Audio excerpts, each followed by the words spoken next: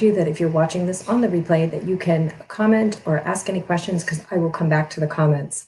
So today I am talking about how the question that I get asked so often, how do I get my family member to declutter? People like my husband has too much stuff, my wife has too much stuff, my kids have too much stuff, and it's really bothering them. And they call me and they're like, "What do I do? Can you come help?" Would love to say that I could just show up and fix it all, but there are some steps first that need to happen. And I'd also love to tell you that you can just throw away all their stuff when they're not looking, but we know that that really isn't going to be smart, A, because they may discover it, and B, it's just really not, it's not very kind, right?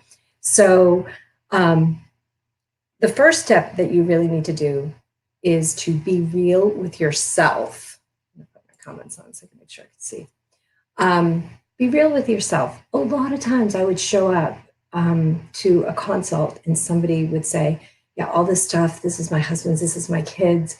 And, they be like in panic mode and, they have so much stuff and all of this. And I'd ask them how much stuff was theirs. And a lot of times, a lot of it was theirs. So, and I think part of that is that people feel a lot of shame around being disorganized, which they shouldn't. So, here's somebody, a stranger, coming into their home and seeing all this stuff, and they're embarrassed and they're kind of deflecting. So, if you have a lot of stuff yourself, the first thing I recommend is just start working on your own stuff. Sometimes this alone can help you from even confronting anybody, because if your family members see you letting go of things and kind of getting rid of as much as you can and then organizing what you have, then they may just start joining in. They may see that, wow, this feels lighter. Maybe I should work on my stuff.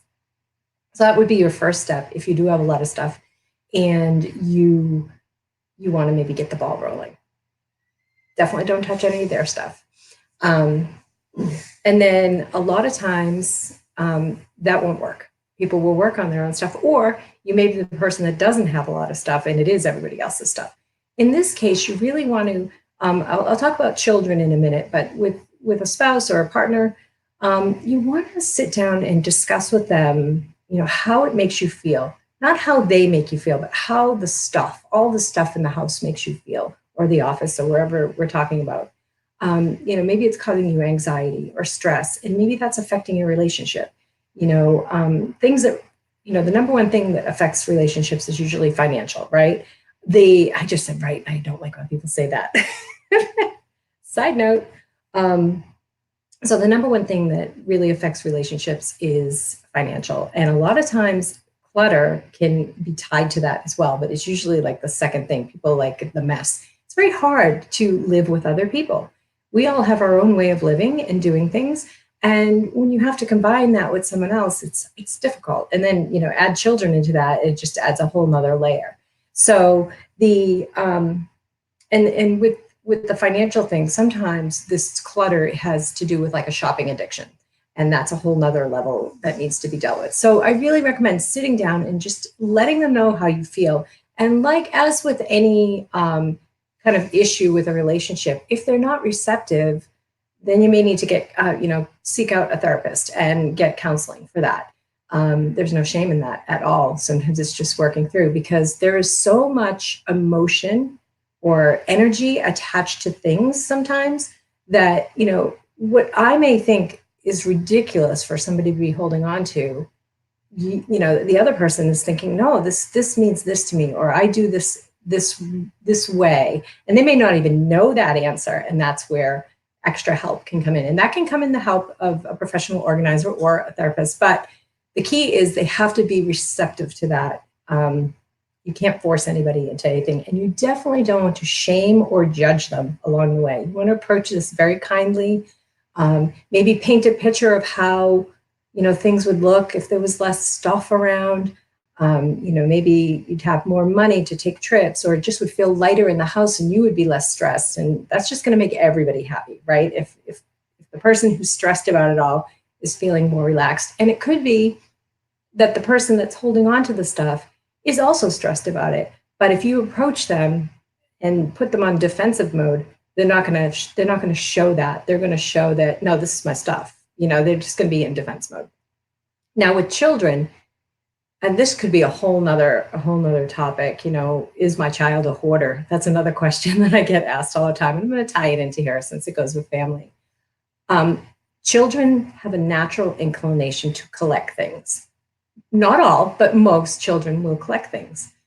Even my own children who are now grown, they loved to collect things, and now they don't have anything. I mean, they look back and they think, why did I collect that? And I tell them it's because as a child, you're discovering and you're learning about yourself. So that collection mode is part of that whole experience. When it becomes a problem is when they get older and older and older and they can't part with anything. Like you could see the anxiety in them when you say, well, maybe it's time to let go of this rock collection or something, whatever it may be that they have. And they get physically distraught, physically maybe, but mentally distraught over it.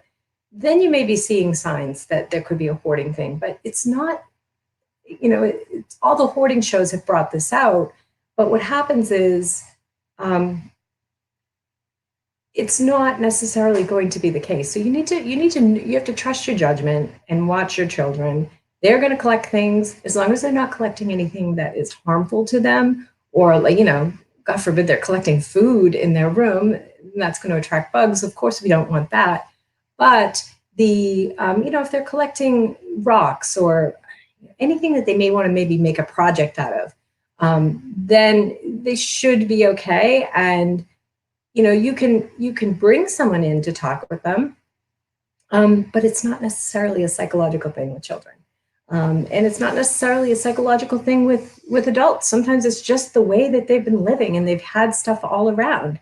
And so it's just what it is. And maybe they just need someone to say to them, hey, this really, really bothers me. So again, I want to say, always approach your loved one with empathy and don't judge them.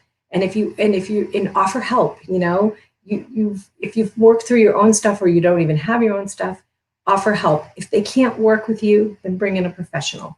Maybe they need somebody else to talk to about their stuff because they feel judged. As a professional organizer, we don't judge anybody for anything that they hold on to. We're just looking to help and guide and work through that. Just want to make sure I covered every point.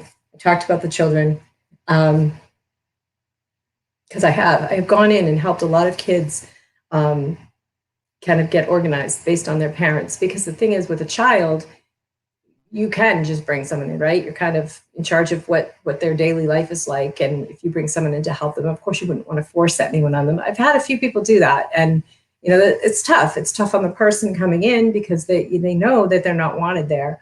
So you have to really handle things with, grace and not push them, for sure.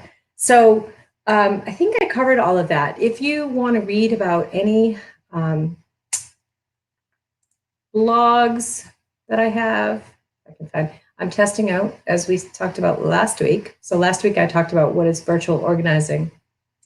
I'm testing out the StreamYard, so I'm just getting familiar with the dashboard.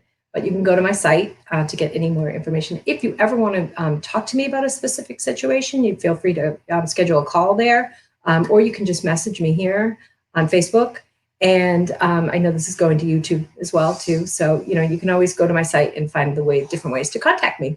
So I hope this was helpful. And I was saying I want to try to keep these within like the 10 minutes, and I think I've done it. And I hope you have an amazing day. Bye.